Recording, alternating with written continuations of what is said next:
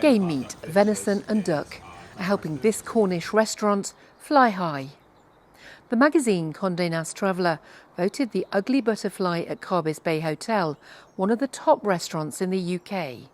Part of its success is sourcing game locally. We've used venison from West Country Premium Venison, which is an amazing product. It's really local, and the stuff they supply is absolutely amazing. At the moment we've got duck on, which is shot locally, and we just love using things that are really close to the restaurant and it's really close to our heart. You eat parts of deer and pheasant here that you may not have previously considered. We use the entire bird, so we use the breasts, obviously cooked on the crown, finished on the barbecue. We confit the legs, they roll into a sausage. We make the skin really crispy that sits on top of it, and all the carcasses are made into our sauce, so none of it goes to waste at all. Reducing food waste is central to the ethos here at the Ugly Butterfly restaurant. Its motto is "Why waste?"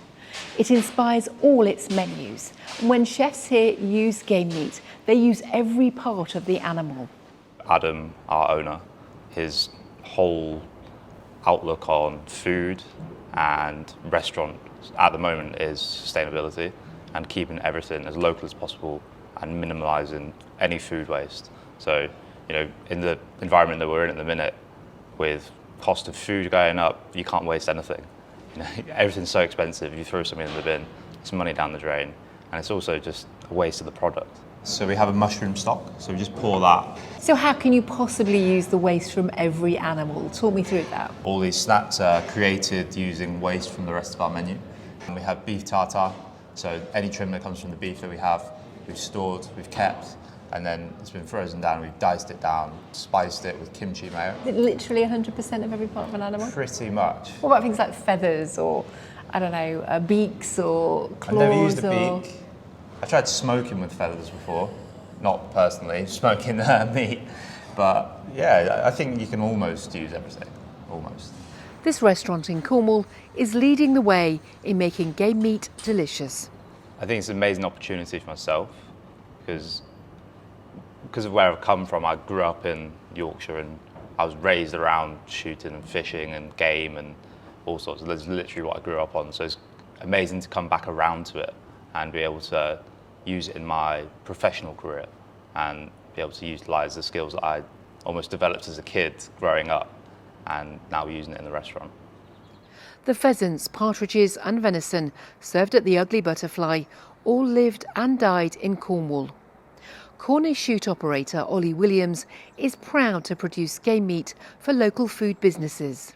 The shoot, which produces pheasant and partridges and a few duck, which we give and sell locally to restaurants, cafes, etc.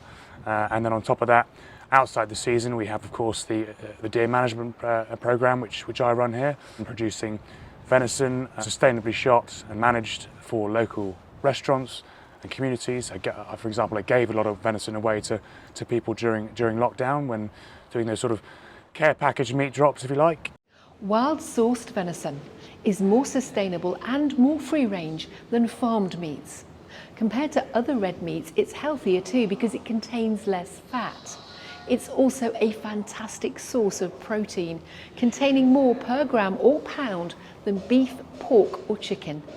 It's a very underutilised meat at the moment, and this is what the consumer is looking for. They're looking for something that has a benefit to the climate, that is wild, that has no additives and is good for their health.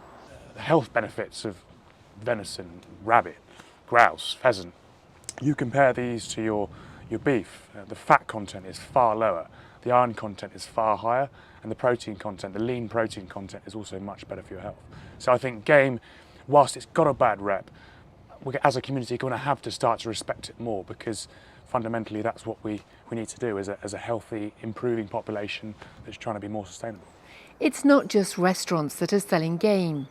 This motorway service station outside Gloucester has a farm shop which offers commuters locally sourced game. Bass says that eating game meat is a great way of reducing food miles. Well, more and more as a community, not just a shooting community, but as a community of people, we've got to be conscious of our carbon footprint. And high food miles is something that's constantly banged on about, rightly so. And sustainability comes hand in hand, I think, with your food miles. So if you can go down to your local butcher, support your local community, and see that actually the cow's over there and the butcher is here, or vice versa. Better still if you can buy direct from the farmer. Your food miles are low, and so your carbon footprint and your sustainable footprint is therefore reduced. With game meat, it's all about what we call the net gain. And net gain is the positive effects the game meat have on the climate and biodiversity. So for instance, in game birds, it's all about the enhancements that goes along to the woodlands and the cover crops, which will attract wild birds and insects. And then with the stalking, it's about protecting the woodland and crops while we're culling the deer. There's not as much pressure on the land as well. They're naturally grown. They sort of don't have like the agricultural damage that you get with raising livestock on a mass scale. It damages the land because of and then obviously the animals travelling from overseas creates air miles. There's more carbon on the footprint, and it's just we have so much good local produce that we can utilise. We don't need to get it from abroad. And yes, that it's cheaper, but I think if you're buying meat, you shouldn't look for the cheapest thing. It's not a cheap product. It's that price for a reason, because there's so many steps and people involved that need to manage the system to be able to put it on our plates. And I think it's an amazing thing to be able to have these amazing, really tasty bits of meat that come from the countryside. World-class chefs such as Connor hope their dishes will help show people that sustainable game meat isn't just healthy and good for the environment, it's also delicious. The animals are there regardless, and you have to manage it at some point as well. And if the animals are managed, then they need to be used as well. So we take them in the restaurants, we eat them, serve them to guests, and the guests love it. So it's a full circle. With the Eat Game Awards in London just around the corner, wild-sourced food is making a comeback as a delicacy. Now we should work on making it a staple.